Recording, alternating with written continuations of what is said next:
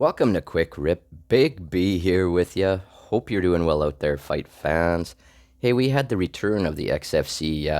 It had been, a year and a half approximately since they had gone basically radio silence and nobody really knew what was going on. All of a sudden, seemingly out of the blue, we have an event announced, and it went down on Friday, June 2nd, XFC Grand Prix. Now, apparently, this was to coincide with the Grand Prix going down in Detroit, Motor City Madness.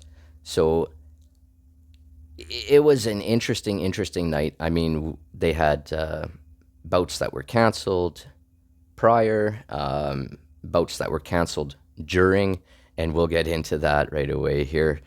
A quick recap of the night, the return of the XFC, and then I'll go over some notes and maybe some things that I would like personally to see the XFC do here in the future, should they continue on putting on events and hopefully getting bigger and bigger.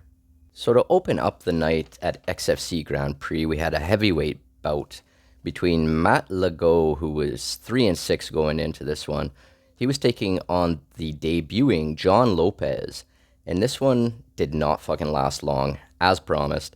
John Lopez ran over Legault just over 40 seconds. I think official time was like 42 seconds or something like that.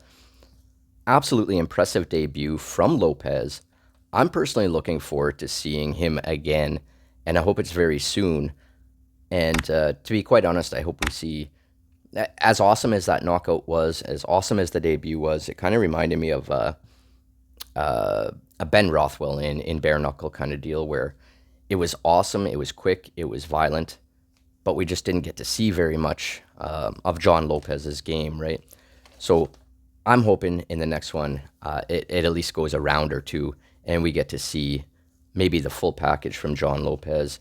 But at the same time, there's absolutely nothing wrong with making your pro debut and knocking your opponent out in just over 40 seconds. Congratulations to John Lopez. The second fight of the evening was a 150-pound catchweight, as Zach Fleecis, 1-0, he was taking on Nelton Marsh, who sat 1-4 going into this one. I thought it was a close couple of rounds to open up. Fleecis had a great final round as he moves to 2-0, unanimous decision. It was a good fight. I enjoyed that one. It's not good news for Nelton Marsh, who now drops to 1-5. And unfortunately, when you have you get into the 1-5, you're going to have trouble finding fights. If it's something that Marsh even wants to continue on, maybe he's done. Who knows? Either way, my respect to him for even stepping in the cage. Went the full 3 rounds with Zach, and like I say, Zach remains undefeated, so there's another one to keep our eye on in the future. We'll see if we'll see what exactly weight class he's going to be fighting in. I'm not 100% sure. I think this one was supposed to be 145 originally, but obviously something happened there. Now, details on a lot of things that happen in a smaller show like this are often hard to come by, and you usually never actually even figure out what the hell happened. The next scrap we saw at XFC Grand Prix was a lightweight bout between John Guerra, who was making his debut. He was taking on Stan Dorsonville. And you know what? Stan Dorsonville made fucking quick work here at XFC Grand Prix. It was an impressive fucking victory. He gets the guillotine submission just over a minute into the first round. Great stuff by Stan the Drill Dorsonville. And obviously he moves to 2-0. So once again, there's another up-and-comer that seems to be on the rise. Up next, we had a middleweight clash as Josh Mercado took on Lewis Brewington. And there was a lot of bad blood going into this one. These teams did not like each other at all. There was nasty ground and pound with elbows from Mercado. Had Brewington swelling early, but he did hang in there and survive the onslaught of those elbows. That they looked nasty. I didn't think he was going to, but tough dude that Brewington is. There was many fouls in this one, from you know dick kicks to Brewington got a point taken away for using the cage with his toes, and then I think there might have even been an eye poke. It was just fucked. It was just a really weird fight, and considering all the bad blood going into this one, I thought it was going to be much more violent. But props to both men because they kept their composure and uh,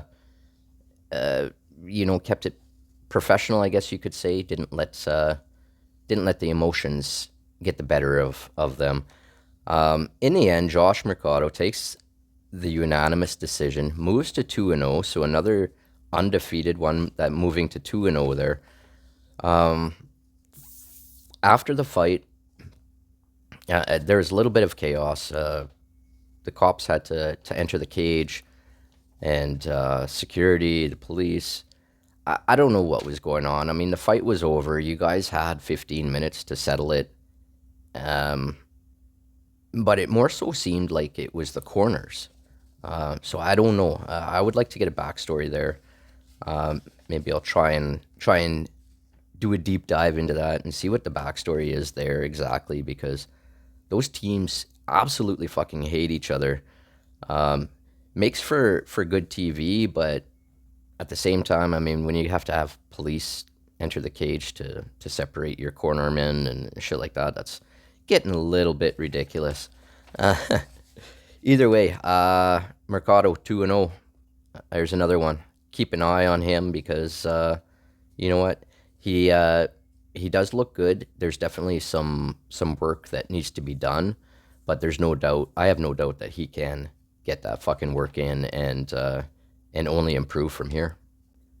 All right, on to what was originally scheduled for the co-main event. The one that I was looking forward to the most, to be honest, was we had Guilherme Fahea versus Oliver Murad, and this actually became the main event moments before the fighters made their walk. Pardon me, this was a featherweight bout, 145 pounds. Fahea went into this one 18 wins, 10 losses, so obviously he's a seasoned vet. And Murad came into this one sitting 6-1. So as mentioned, it became the main event moments before the fighters made the walk. Apparently, Bobby Brents was injured warming up. Something I didn't quite hear what the hell happened. Something about a pad. I don't know if he twisted an ankle or something. Something happened that the main event never ended up happening. So they quickly switched Guilherme Ferreira versus Oliver Murad to the main event. I mean, it didn't matter. It was 3 rounds either way. So uh, leg kicks, and hooks had Ferreira walking tall. Great action throughout the first, I thought. Overall, it was a good fight. Murad showed skills and resilience. Fahea gets his 19th victory in the end as he gets the judge's nod via unanimous decision. So, congratulations to Guilherme because he's the only fighter that was on this event anyway that was a previous XFC fighter. So, obviously, he's still in their good books, or XFC is still in his good books.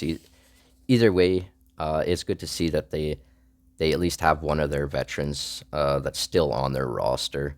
And it was good to see him get that 19th victory. Looking forward to see what's next for him. Hopefully he can make that 20. So there you have it.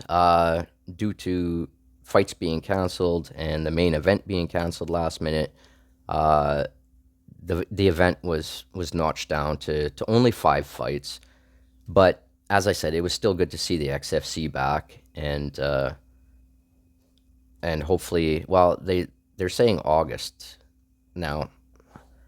Take it for what it is, because the XFC has said before that they've got events planned, and they've never happened.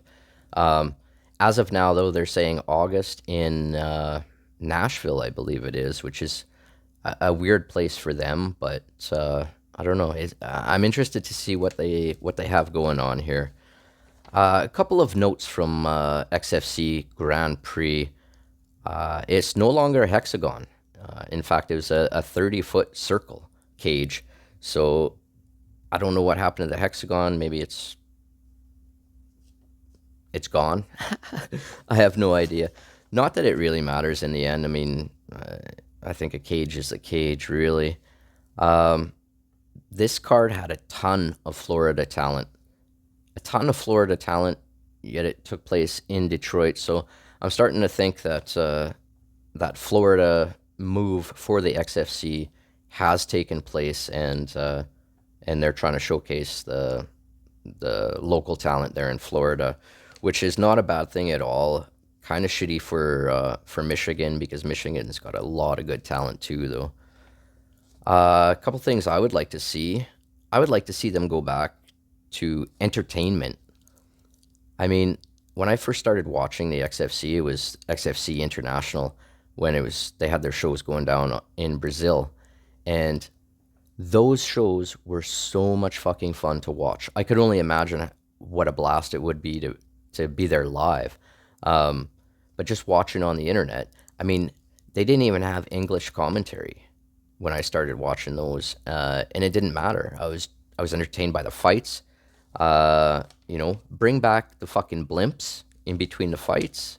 Bring back the disco ball over top of the cage, and bring back the club party kind of deal. I mean the XFCI, in between fights, you had girls dancing, people having a good time. It was a good time to be there. It was a good time to watch.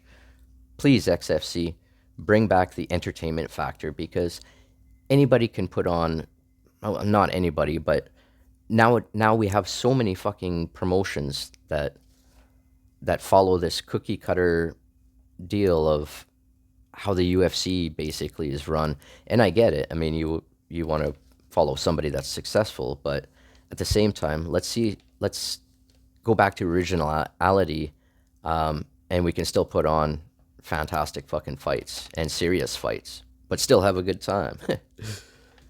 As mentioned, there's talk of another event in August. I'm absolutely loving the new gloves for the XFC. They look fucking stellar.